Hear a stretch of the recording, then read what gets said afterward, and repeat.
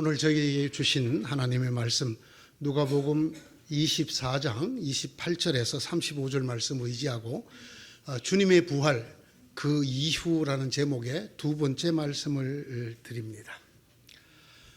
살다가 보면 이런 말이 절로 나올 때가 있습니다. 하필이면. 오늘의 말씀이 그렇습니다. 하필이면 그날이었습니다. 이 하필이면 그날이었던 말이 뭘까요? 이 땅에 인류 역사상 최초로 부활이 일어난 날, 바로 그날이었습니다. 부활이 시작된 날, 우리 주님 예수 그리스도께서 인류 가운데 최초로 부활하신 그날이었습니다. 하필이면 그날이었습니다. 하나 더 있습니다. 하필이면 그곳이었습니다. 그곳. 예수 그리스도께서 인류 역사 처음으로 이 땅에서 최초로 부활하신 곳, 예루살렘이었습니다. 바로 그곳에 하필이면 그들이 있었습니다. 그리고 하필 그날 그곳을 떠나고 있었습니다. 주님께서 죽음을 이기고 부활하신 날, 인류 가운데 부활의 첫 열매로 보여주시는 날, 그 귀한 일이 일어난 그곳 예루살렘이며 하필이면 그날 그곳을 떠나가는 사람이 둘 있었습니다. 그들이 바로 글로바와 또 한 사람의 제자였습니다. 그들이 바로 그 얘기를 하고 있었습니다. 바로 그날 그곳에서 있었던 죽은 자가 다시 살아났다고 하는 이야기를 그들은 나누면서 그곳을 떠나고 있었습니다. 그 거리가 한 30리 정도 되는 길이었다고 합니다. 예루살렘에서 떠나 엠마오라고 하는 길로 가고 있었습니다. 그들은 그날 오후에 예루살렘을 떠난 것으로 보입니다. 왜냐하면 그들이 엠마오에 도착했을 때 30리 길인 엠마오에 걸어서 도착했을 때가 해가 저물어 저녁 때였다고 합니다. 여러분, 어른들 걸음걸이로 한 30리 걸으면 얼마면 될까요? 제가 볼 때 3시간이면 될 것 같습니다. 그러면 넉넉히 잡아서 3시간, 저녁 때로부터 3시간을 빼면 오후입니다. 그들이 새벽 일찍 그곳을 떠난 것이 아니라는 것입니다. 그들은 적어도 오전에는 예루살렘, 주님께서 부활하신 그곳, 그때에 그곳에 있었다는 것입니다. 그리고 그들은 여인들과 제자들이 들려주는 이야기를 들었을 것이라는 것입니다. 자기들끼리 하는 얘기가 그렇습니다. 들었다는 것입니다. 오전에. 그러나 그들은 그 얘기를 들었음에도 불구하고 오후가 되자 그들은 떠나서 엠마오로 내려가고 있었습니다. 왜 그랬을까요? 그들이 무슨 이유로 엠마오로 가고 있었을까요? 이것에 대해서 우리에게 힌트를 주는 곳이 한 2곳 정도 있습니다. 하나는 요한복음입니다. 그 요한복음이 어떻게 기록이 되어 있는가 하면 그날 곧 주간의 첫날 저녁에 제자들은 유대 사람들이 무서워서 문을 모두 닫아 걸고 있었다. 예수님이 부활하신 그날 저녁에 그 소식을 들었지만 그들은 그 소식보다 유대 사람들이 자기들을 잡아 죽이러 올까 봐 두려워서 문을 꽁꽁 닫아 걸고 있었다고 말합니다. 실제로 유대인들은 예수님 외에도 예수를 따르는 무리들을 죽였습니다. 누가 먼저 죽었습니까? 요한의 형제 야고보, 즉 야고보 사도를 목베어 죽이는 것을 보았습니다. 죽인 사람은 헤로드 왕이었지만 그 죽임을 보고 유대 사람들이 열광을 하였습니다. 예수님의 제자 중에 스데반은 유대인들이 직접 돌로 쳐서 죽였습니다. 그리고 그 사건을 기점으로 나머지 예수 믿는 사람들을 끌어내서 잡아 죽이기 위해서 날뛰는 유대인이 있었다. 그 중에 한 사람이 후에 사도 바울이 되는 사울이었다고 기록을 하고 있습니다. 아시다시피 그래서 사도 바울은 예수 믿는 자들을 남녀할 것 없이 끌어내어 감옥에 가두기 위해서 다마스커스까지 가고 있었다고 기록하고 있습니다. 주님이 부활하신 그날 저녁에 제자들은 주님의 부활이 기쁜 것보다는 자기들을 잡으러 올 유대인들이 무서워서 숨어 있었다. 자기들의 생명을 보존하기 위해서 숨어 있었다. 숨는 또 하나의 방법은 도망가는 겁니다. 예루살렘에 있다가 잡히지 않고 그들이 딴 곳으로 피신해 버리는 것입니다. 엠마오로 가고 있었던 두 제자가 그날 오후에 예루살렘을 떠났다는 이야기는 이 요한복음에 그날 저녁에 문을 꽁꽁 걸어 잠그고 있었던 제자들과 같은 마음이었을 거라고 생각됩니다. 즉 유대인들이 자기들을 해치지 못하도록 도망가고 있었다고 생각을 할 수 있습니다. 여러분, 그날이 어느 날이라고요? 예수님이 부활하신 날, 인류 역사상 최초로 죽은 사람이 다시 살아난, 아니 우리 주님 예수 그리스도가 자신의 말씀대로 살아나신 날, 부활이 시작되는 날이었습니다. 그럼에도 불구하고 그들은 그 소식을 들었고 그곳이었음에도 불구하고 그들은 그곳을 떠나고 있었다. 주님이 부활하신 그때 그곳을 등지고 도망하고 있었다라는 것입니다. 참 안타까운 일이 아닐 수 없습니다. 제가 볼 때 우리 주님께서 부활하신 다음 일어난 최초의 안타까운 일이 이 일이라고 생각됩니다. 그 부활을 볼 수 있었던 사람들입니다.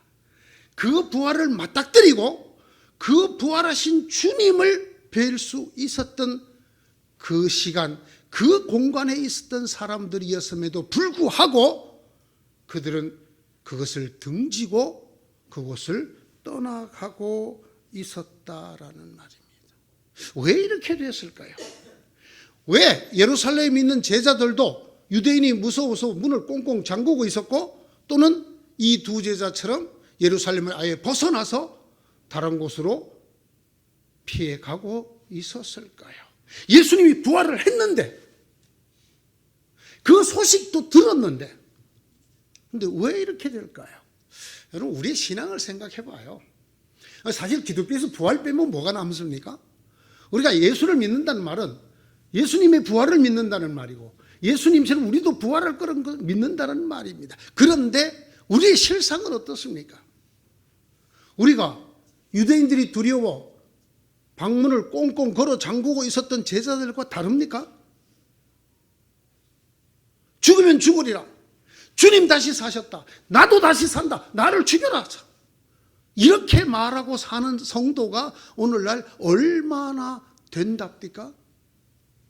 혹은 그 현장, 예수님을 죽이고 또 어쩌면 손을 뻗쳐 그 제자들도 죽일 줄 모르는 그 예루살렘, 그곳이 주님이 부활한 곳이라 하더라도 그들에게 닥칠 육체적인 고난, 박해 먼저 떠올라서 그것을 피하는 이 두 제자와 우리의 삶이 그렇게 다릅니까? 저는 말이죠, 한국 교회가 너무너무 비겁해졌다고 생각하는 사람이에요. 이건 부활을 믿는 종교의 교회가 아니에요. 뭐 이런 교회가 다 있어요. 네? 지금보다 더 어려웠던 시절에 목숨을 걸고 진리를 지키기 위하여 싸웠습니다. 교회가 폐쇄가 될 망정 싸웠습니다. 왜? 부활신앙이 있었기 때문입니다. 그러나 오늘 교회가 어떻습니까?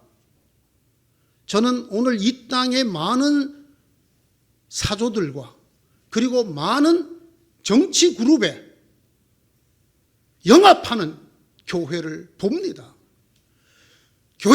교회가 세상법을 어기고도 뻔뻔하게 하나님이 하셨다라고 말하면서 이 세상 사람들이 추구하는 부와 부귀와 영화를 추구하는 한국 교회는 부활을 믿는 종교라고 보기에 매우 어렵습니다.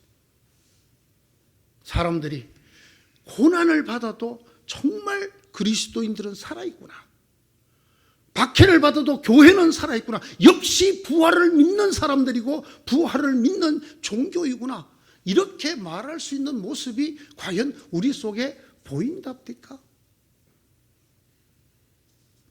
저는 이 두 제자를 보면서, 또는 요한복음에 나오는 다른 제자들을 보면서, 주님이 부활해도 그 부활의 소식을 들어도 정말 때때로 쓸모가 없구나, 아무런 힘도 되지 아니하고 능력도 되지 아니하고 우리와 관계없는 부활로 덩그러니 그냥 놓여 있구나라는 것을 느끼게 됩니다. 왜 이렇게 되었다고요? 제가 지난번 설교에서 말했습니다. 말씀이 열리지 않으면 부활이 열리지 않는다. 부활의 주님이 내 옆에 서서 내게 계속 말씀해 주시고 계셔도 그 말씀이 내 속에서 열려지지 않으면, 하나님의 말씀이 열려지지 않으면 부활이 보이지 않는단 말이에요. 그렇기 때문에 부활의 날, 부활의 장소에서 부활의 소식을 들어도 그들은 도망가고 그들은 숨을 수밖에 없었다라는 것입니다. 주님이 부활하신 그날, 그 이후 이보다 더 불행한 일이 있습니까?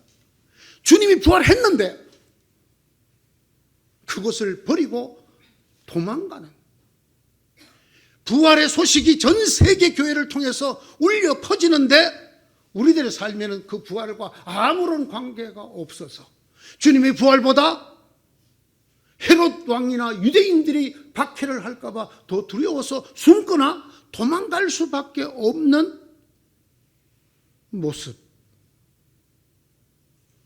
말씀이 열리지 않아서 그렇습니다. 말씀. 생각해 봅니다. 왜 우리나라 초대교회와 지금이 이렇게 다를까? 그때에 비하면 엄청나게 행복하게 신앙생활을 하고 있고 엄청나게 부흥을 했고 엄청나게 부도, 부귀영화도 누리고 있는데 왜 그 초대교회 목사님들처럼 죽으면 죽으리다 하고 하나님의 말씀을 외치고 악을 경고하고 권력 앞에서 우리를 강제로 점령하고 있던 일본을 향해서도 진리를 말하던 그분들은 왜 우리와 달랐까? 뭐 여러 가지, 이건 역사학자가 해석할 문제입니다만 저의 소박한 생각에는 그때 그분들은 말씀 중심으로 살았다는 겁니다. 여러분, 우리나라에 쪽복음이 들어오고 말씀을 전해주는 권서라는 사람들이 우리 여자 신방전도사 이전에 있었습니다. 성경을 권하는 사람들, 권서, 그들은 농한기가 되면 겨울에 일주일, 보름, 심지어는 한 달씩 교회에 모여서 먹을 쌀과 솥단지를 갖고 와서 걸고 밥을 해먹으면서 하나님의 말씀을 배웠습니다. 그것이 사경회였습니다. 사경회. 성경을 샅샅이 가르쳐주는. 그러나 여러분, 언젠가부터 사경회는 붕해가 되고 말았습니다. 온갖 쇼를 하듯이, 예? 말씀을 배우는 것이 아니고 회개하라, 기도하라, 말씀을 놓고 딴 것을 더 가르치는 이런 것으로 바뀌어요. 아니나 다를까, 이렇게 부흥에 잘하던 목사님 한 분이 이번에 국회의원 나왔더군요. 이게 무슨 일입니까, 이게? 하나님의 말씀을 안 가르치고 말씀이 열려야 부활이 우리 것이 됩니다. 여러분들 어느 때보다 하나님 말씀 접하기 너무나 쉬운 시대를 살고 있습니다. 눈이 침침해서 안 보인다. 귀로 들을 수 있는 성경이 쌓여 있습니다.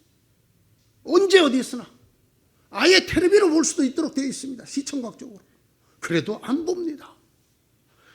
집에서 성경 그냥 얹어놨다가 교회 올 때 툭툭 털어서 갖고 오는 사람 양반이에요.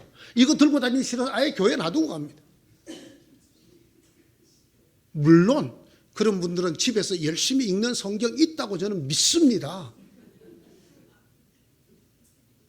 성경 읽는 거는 주일날 설교 본문 이거 읽는 거 외에 일주일 내내 말씀을 안 접하고 살아요. 이런 분들이 열심히 유튜브 봅니다. 열심히 텔레비 봅니다. 누가 나와서 무슨 얘기를 하고, 누가 소통전도사가 나와서 무슨 얘기를 하고, 금쪽이가 나와서 무슨 얘기를 하고 빠삭합니다. 그러나 성경은 안 봅니다.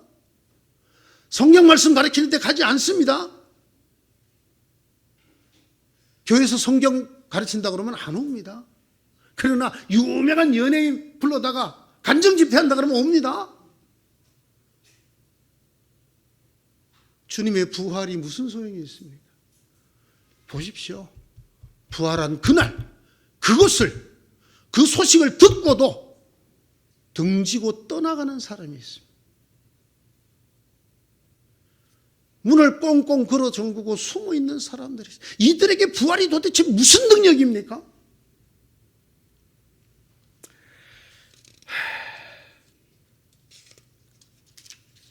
긍정적으로 설교해 달라는 요청이 있습니다. 이렇게 자꾸 비판하고 꾸짖지 말고 대안을 제시해 달라. 네. 이들의 눈이 어떻게 열렸을까요? 이랬던 이 사람들이 눈이 열렸습니다. 그래서 주님의 부활을 보게 됐고 부활하신 주님을 만나게 되었습니다. 그러자 이들의 삶이 변했습니다. 어떻게? 도망가던 그들이 다시 즉시 일어나 어디로? 예루살렘으로 들어갔습니다. 그리고는 자기들이 만난 주님, 부활하신 주님을 이야기해주는, 전하는 사람들이 되었습니다. 어떻게 그렇게 되었을까요? 첫째, 하나님의 솔선적인 은혜 때문에. 이 말이 굉장히 어려운 말인데 굉장히 중요한 말이어서 제가 그대로 씁니다. 솔선. 내가 뭘 솔선한다는 건 내가 먼저 한다는 말이죠. 하나님이 우리에게 솔선적으로 다가오신다는 말입니다. 무슨 말이냐? 아무도 하나님을 찾지 않지만 하나님이 그 아들을 우리에게 보내주셨어요. 우리 중에 누가 하나님 당신의 아들을 보내서 우리를 구원하여 주십시오 라고 말한 사람도 기도한 사람도 없었지만 누가 하셨습니까? 하나님이 하셨습니다. 이걸 하나님이 솔선적으로 하셨다라고 말을 합니다. 이 은혜가 하나님의 솔선적인 은혜라는 말입니다. 우리가 아직 죄인 되었을 때, 우리가 아직 하나님 가까이 나가지 못할 때 누가 먼저 오셨습니까? 우리가 하나님 앞으로 먼저 나갔습니까? 하나님이 그 아들을 우리에게 먼저 보내셨습니까? 하나님이 그 아들을 우리에게 먼저 보내셨어요. 이게 성경이 말하는 하나님의 은혜입니다. 하나님의 은혜는 가장 큰 특징이 솔선적이라는 것입니다. 우리가 바라고 기도해서 응답으로 오는 것이라기보다는 우리보다 먼저. 보세요. 이 두 제자가 주님 부활했으면 우리를 좀 만나 주십시오. 주님 부활했다고 들었는데 어디 계십니까? 그래서 만났나요? 아닙니다. 예수님이 그들을 찾아오셨어요. 예수님이 그들을 찾아오셨기 때문에 결국 이들의 눈이 열릴 수 있었단 말입니다. 우리 아버지 하나님은 어떤 하나님이신가? 우리를 먼저 찾아오시는 하나님이십니다. 우리를 먼저 찾아오셔. 우리 곁에 오셔. 그 아들 예수 그리스도로부터 시작해서 하나님의 모든 신령한 것들이 성령과 더불어 우리를 먼저 찾아오신, 여러분의 기도 때문에 잘 됐던 것이 절대로 아닙니다. 가장 안타까운 신앙인 중에 이런 부류가 있습니다. 내가 열심히 기도했더니 이루어졌다. 내가 열심히 기도해서 하나님의 은혜를 받았다. 참 안타깝습니다. 왜? 그것도 맞습니다. 맞지만 하나님의 본질적인 은혜는 솔선적이에요. 우리가 하나님의 것을 어떻게 다 압니까? 그런데 하나님이 우리에게 먼저 찾아오시고 먼저 말씀해 주시고 먼저 깨닫게 해주셔요. 우리가 기도할 수 있게 됐다면 그 역시 우리로 하여금 그런 기도를 하도록 하나님이 우리를 이끌어 주셨기 때문인 거예요. 그러므로 우리는 언제나 그렇게 말해야 돼요. 주께서 나를 인도하셨다. 하나님이 내게 솔선적으로 은혜를 베푸셨다. 예? 하늘문을 향하여 말하리. 예수 인도하셨네. 이것이 우리의 신앙이 되어야 합니다. 두 번째는 이 하나님의 말씀을 어떻게 열어주시느냐. 하나님 말씀이 열릴 때 부활이 보이는데 이들이 눈이 열리는데 어떻게 하시느냐. 설명해 주었다. 이렇게 쓰고 있습니다. 설명하여 주셨다. 디엘메뉴오라는 이 단어는 세 가지로 번역이 되는 단어예요. 첫째, 설명하다. 둘째, 해석하다. 셋째, 번역하다라는 뜻이 들어있어요. 그렇습니다, 여러분. 하나님 말씀 그냥 읽어서 알 수 있는 사람, 정말 하나님의 큰 은혜를 받은 사람. 왜? 자연인으로서는 그런 사람이 없기 때문에. 하나님의 말씀은 언제나 설명이나 해석이나 번역이 필요한 말씀. 하나님의 계시 아닙니까? 하나님의 계시를 우리가 육체를 입은 우리가 그냥 알 수 있다? 아닌 것이 옳습니다. 그래서 하나님이 두 가지 방법으로 저희들에게 하나님의 말씀을 설명하거나 해설하거나 번역해 주십니다. 첫째는 예언자를 통해서입니다. 예언자 그러면 여러분 자꾸 이제 구약시대가 생각이 나잖아요. 오늘날 예언자가 없는 것처럼 보이잖아요. 그러나 오늘날 예언자가 훨씬 많습니다. 구약 때보다. 왜? 이 예언자의 예자가 미리 예자가 아니고 맡긴 예자예요. 제가 여러 차례 말씀드리지만 예언자라는 건 말씀을 맡은 사람이라는 뜻입니다. 예언, 일어날 일을 미리 얘기하는 것, 그것은 미리 예자를 씁니다. 예상 문제 할 때, 미리 일기예보할 때 미리 하는 것입니다. 그러나 여러분, 돈을 은행에다가 맡기는 걸 뭐 한다고 그래요? 예금한다고 할 때 예자는 다른 한자를 써요. 그건 무슨 예자예요? 미리 예자가 아니잖아요. 미리 돈 아니잖아요. 맡긴다. 어디다가 맡긴다? 은행에다 돈을 맡기는 걸 뭐라고 불러요? 예금이라고 그러잖아요. 예언, 말씀을 맡긴단 말이에요. 말씀을 맡은 자를 주시는 거예요. 구약의 선지자들, 예언자들 뿐만 아니라 오늘날 전 세계에 목사라는 사람들, 이 사람들이 주기능이 뭐예요? 하나님의 말씀을 가르치고 하나님의 말씀을 해설하고 하나님의 말씀을 번역해 주는 사람들이. 설교가 무엇입니까? 그 하나님의 말씀을 설명하고 해석하고 번역해서 여러분에게 들려주는 시간이에요. 그런데 이렇게 많은 말씀을 맡은 목사들이 많은 한국이 왜 이렇게 됐을까요? 하나님이 맡겨준 말씀 안 하고 딴소리 하니까. 하나님이 주신 말씀 설명하고 해석하고 번역해서 전하지 않고 딴소리 하니까.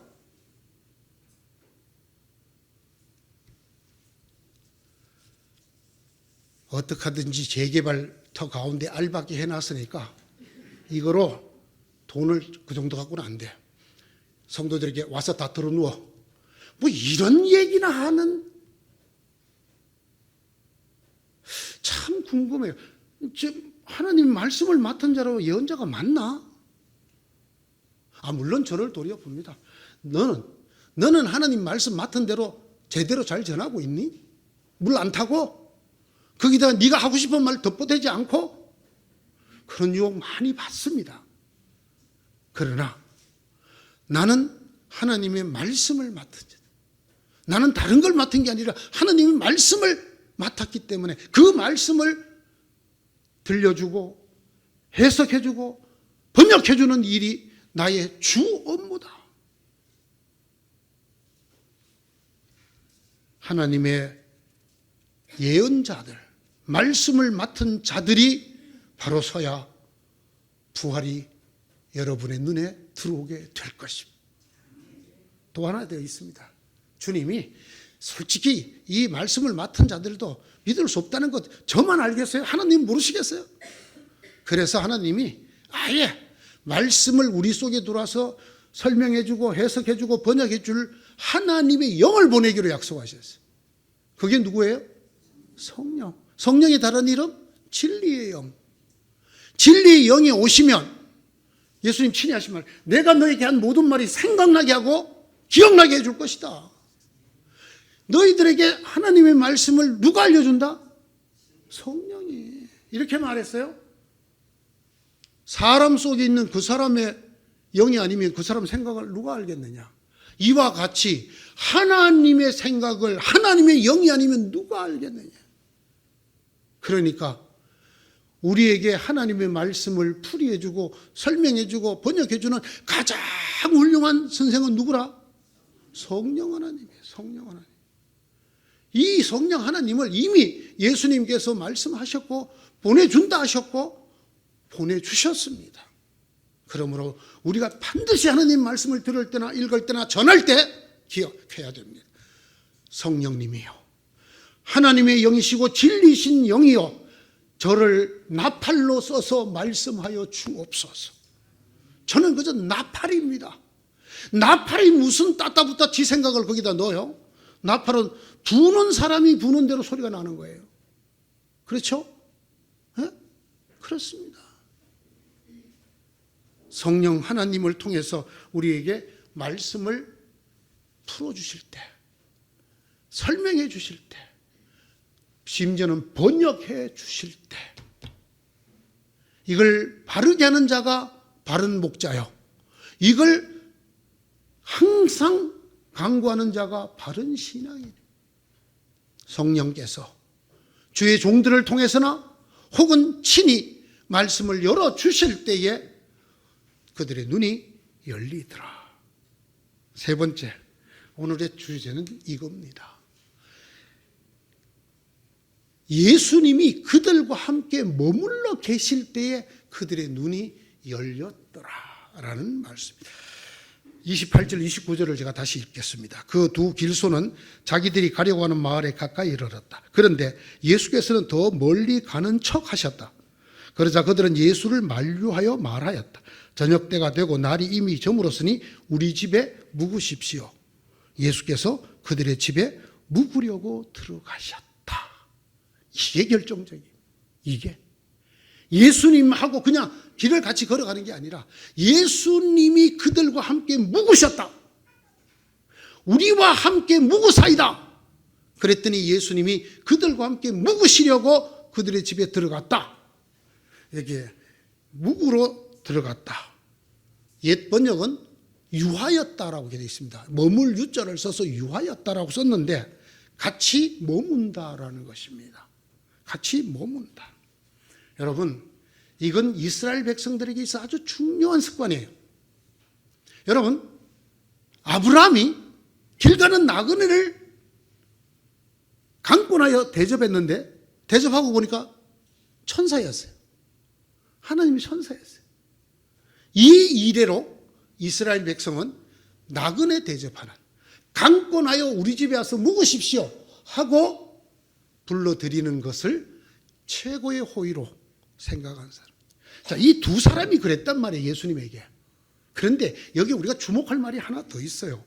우리 집에 묵으십시오 이렇게 썼어요. 우리 집에. 그래서 예수님께서 저들의 집에 묵으러 들어가셨다. 여기서 우리가 엠마오로 가는 길이 무슨 길이었는가를 하나 더 알 수 있습니다. 아마 그들의 고향이었을 것이에요. 그래서 예수님 따라다니는 일, 부활하던 날 아침에 청산하고 어디로 가? 유대인들의 박해돌 피할 겸 옛날로 돌아가는, 우리 집으로 갔어요. 우리 집으로. 당시에는 아주 우대하는 손님을 모셔드리면 식탁에서 그 사람이 기도하게, 그래서 축사하시고 예수님이 떡을 떼어 나누어 주었습니다. 함께 계신다. 예수님이, 부활하신 예수님이 우리와 함께 계실 때에 우리의 눈이 열린다 그 말이에요. 달리 말하면 왜 우리가 부활하신 주님의 부활하신 그날 그곳에서 들어도 부활이 우리 속에 능력으로 역사하지 않느냐? 그 부활하신 주님과 동거하지 않기 때문에, 함께 있지 않기 때문이에요. 주일날 예배 드릴 때는 주님 앞에 있는 것 같지만 살 때는 내 혼자 살아. 내 마음대로 살아. 누가 그렇게 아주 확실하게 얘기하는 분이 계시더라고요. 주님, 밥 장사는 내가 저 잘합니다. 좀 가만히 계세요. 좀. 네?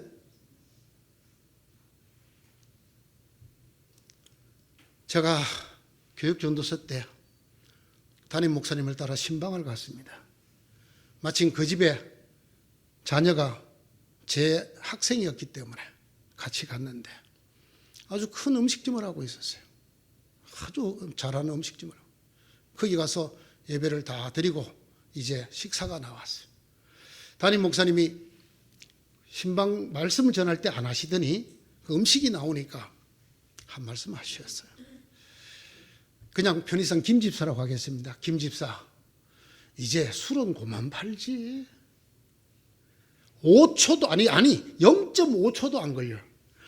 아이고, 목사님도 참 장사를 안 해보셨으니 뭘 알아야지. 술 안 팔고 무슨 장사가 됩니까? 이 제 말을 오해하시면 안 됩니다.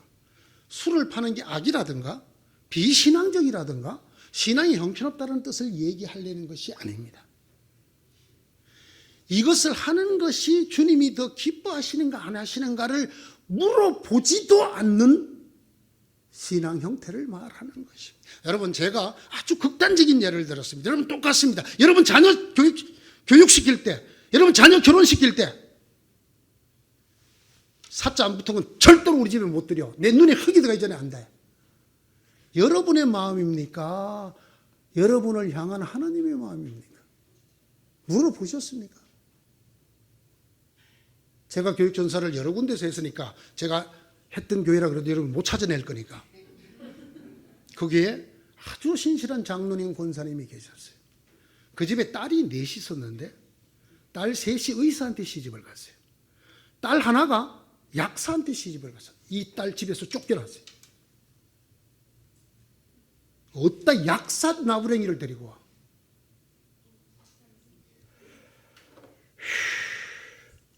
의사를 사위로 드릴 때는 하나님의 영광 받아소서, 하나님의 은혜입니다. 약사 나부랭이 나가 노는.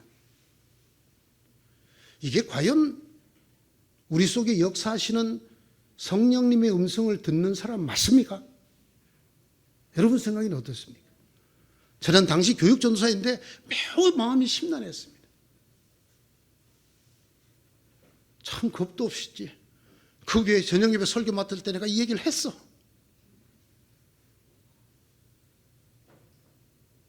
예수 이렇게 믿으면 안 된다고. 사랑하는 성도 여러분, 예수님의 또 다른 이름이 뭡니까? 아들 낳으려니 이름을 예수로 하라. 예수 구원자라는 뜻이죠.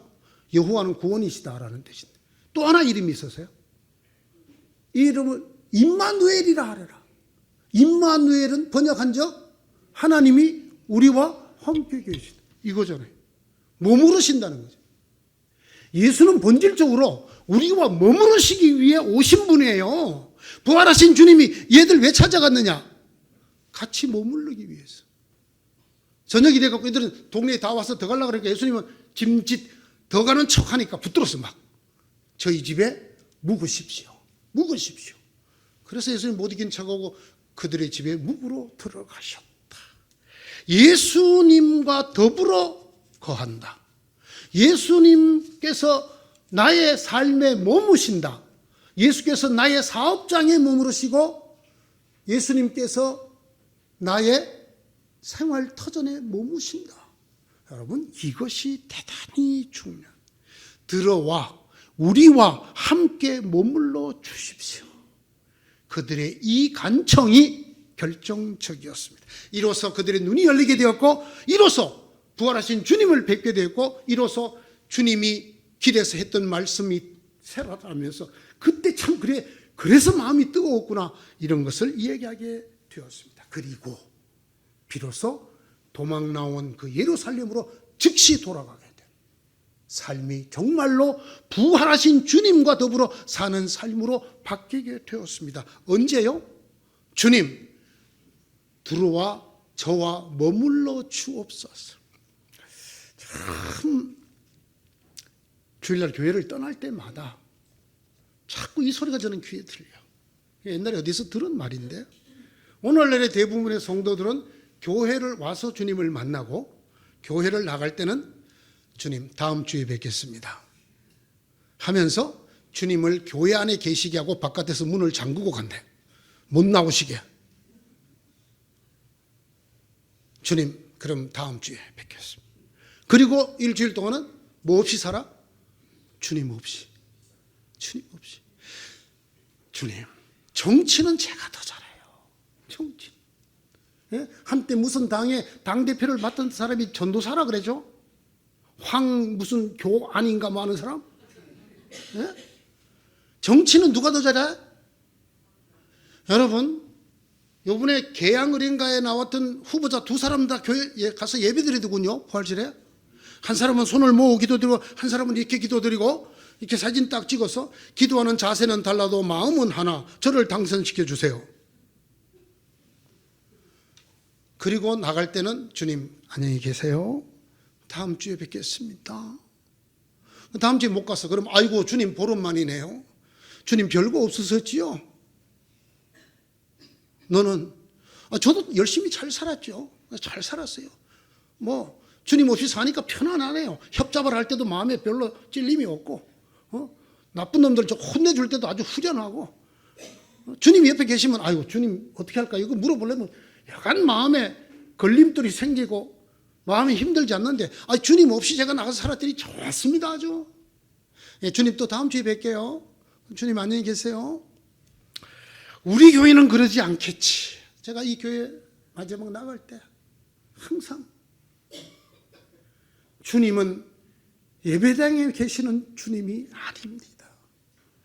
주님은 여러분이 도망가는 그 엠마오 길에도 먼저 찾아오셔서 함께 머물기를 원하십니다. 문제는 우리입니다. 성경 요한계시록이 뭐라고 그랬어요? 볼지어다 내가 문을 두드리노니 누구든지 그 문을 열면 내가 들어가 그와 함께 먹고 그도 나와 함께 먹고 마시리라. 주님은 먼저 우리를 솔선적으로 찾아오셔서 우리의 삶의 모든 곳에 계십니다. 우리의 삶의 모든 곳에서 우리의 마음 문을 두드리십니다. 문제는 안 열어. 주님 들어와 우리와 머물러 주십시오. 우리와 함께 묵어 주십시오라고 하지 않아. 여러분, 다윗을 왜 하나님이 그렇게 사랑했는지 아십니까? 성경에 기록된 용어대로 하면 어떻게 해요? 여러분, 다윗은 소년 때부터 전쟁을 치른 전쟁의 귀재입니다. 그런데 다윗이 전쟁할 때마다 누구에게 뭐 여쭤봤어요? 하나님 치러 올라갈까요? 가지 마라. 안 가. 올라가서 딱 보니까 어디다가 진을 치면 좋을지 딱 보여. 그런데도 하나님 어떻게 할까요? 어디다 저 진을 쳐.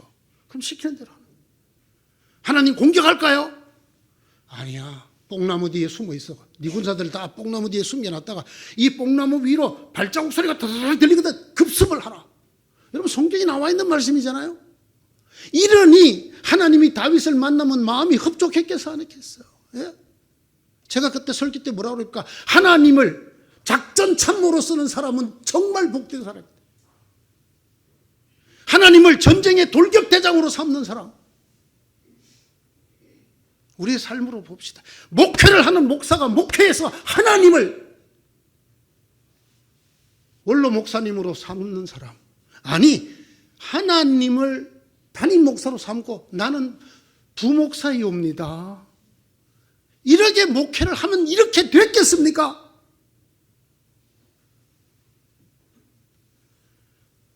사업터에서 집에서 주님이 여러분과 머물시기를 원합니다.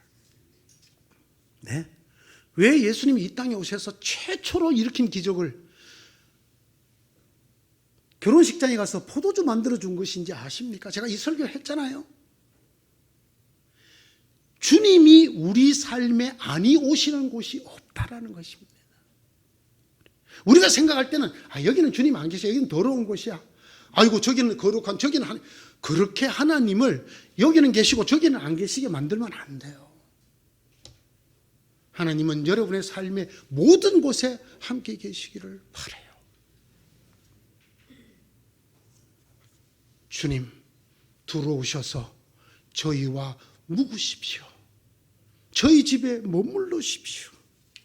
그날 그 사람들이 주님을 만나게 되었고 주님의 부활의 권능으로 살아가게 되어졌습니다. 안타까운 얘기하고 끝내겠습니다. 하필 그날, 하필 그곳을 떠나는 참 뭘 해도 안 되는 인간들이 있어요. 하필이면 부활하신 그날, 부활하신 그 현장을 등지고 떠나는 아주 인류 가운데 최고로 불행했던 이 두 사람. 그러나 결국은 부활의 주님을 만났죠. 그리고 그들의 삶이 완전히 부활의 능력으로 살게 됐죠. 어떻게? 하나님이 먼저 찾아와시고 그 말씀을 성령과 더불어 풀어주시고 무엇보다도 그들이 저희와 함께 유하사이다, 저희 집에 들어와 묵으십시오라고 초청했을 때, 사랑하는 성도 여러분, 이제 부활절 2주밖에 안 지났어요. 한국 사회에 부활이 안 보이지 않습니까? 왜? 이 부활한 주님 여러분의 삶에 초청하십시오. 여러분이 뭘 하든지 여러분의 삶에, 여러분 자녀들의 삶에 이 부활하신 주님이 들어와 거하실 수 있도록 초청하실 때에 여러분의 삶이 부활하신 주님과 동행하는 삶, 그 능력으로 사는 삶이 됩니다. 참 우리가 하나님에게 기도하고 받고 싶은 게 많죠? 예. 그 받고 싶은 게 많은 사람 꼭 기억해야 돼요. 어떻게 하면 됩니까? 주님이 우리 집에 들어와 살기만 하면 되는데 뭐. 주님이 내 삶에, 내 계획에, 내 삶의 터전에, 내 궁리하고 연구하는 일에 주님이 모시면 되는데. 볼지어다 내가 문 밖에 서서 문을 두드리노니 누구든지 그 문을 열면 내가 들어가 그로 더불어 먹고 마시고 그도 나와 더불어 먹고 마시리라. 이 축복이, 이 말씀이 여러분에게 이루어지기를 축원합니다. 바로 이 글로버와 다른 제자처럼 주님을 모셔 드림으로 온전히 가려졌던 그들의 눈이 열려지는 귀한 역사가 여러분 모두에게, 그리고 여러분이 모여있는 이 교회 위에 이루어지기를 축원합니다. 기도합시다. 주님, 저희 속에 들어와 주십시오. 저희들의 생각 속에 들어와 주시고 저희들의 삶 속에 들어와 주시고 저희들의 거처에 들어오시고 저희들의 사업에 들어오시고 저희들이 하는 모든 것들에 들어와 거하여 주옵소서. 주님의 뜻을 말하면서도 내 뜻대로 사는 이 안타까운 사람에서 주님 무엇을 하든 주님의 말씀대로 주님을 모시고 살면서 그 말씀대로 사는 자가 되도록 은혜 위에 은혜를 베풀어 주시옵소서. 다윗같이 되기를 소원합니다. 주님, 글로버와 또 다른 제자처럼 되기를 소원합니다. 주님, 저희와 함께 묵어 주시옵소서.